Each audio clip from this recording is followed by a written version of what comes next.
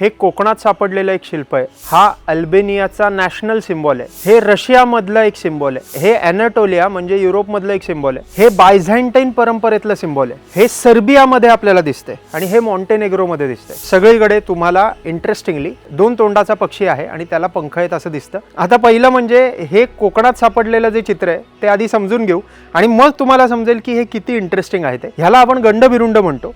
तुम्ही आधीचा शरभचा जर व्हिडिओ बघितला असेल तर त्यात तुम्हाला मी सांगितलं की नरसिंह अनकंट्रोल झाला, त्याला कंट्रोल करायला कुठेतरी शरभाने जन्म घेतला आणि मग शरभ हे पौराणिक पात्र अतिशय अनकंट्रोल्ड व्हायला लागलं।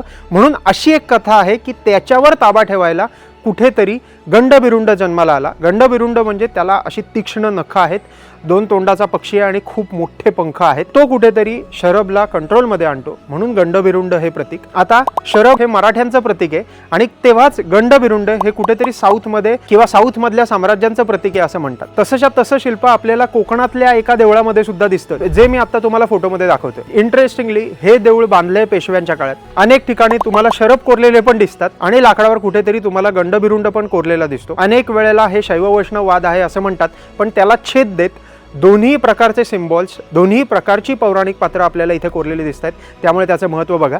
मग आता मी तुम्हाला जे आधी सांगितलं रशिया, अॅनाटोलिया, बायझँटाईन, अल्बेनिया, इथे सगळीकडे ही कनेक्शन्स दिसतात आणि सेम पात्र दिसतं। त्याचं उत्तर काय हे तुम्हाला जर माहित असेल तर कमेंट सेक्शनमध्ये नक्की सांगा।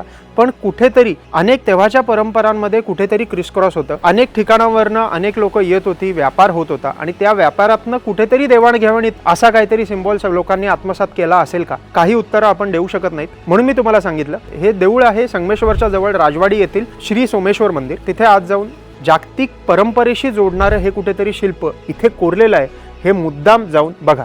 धन्यवाद।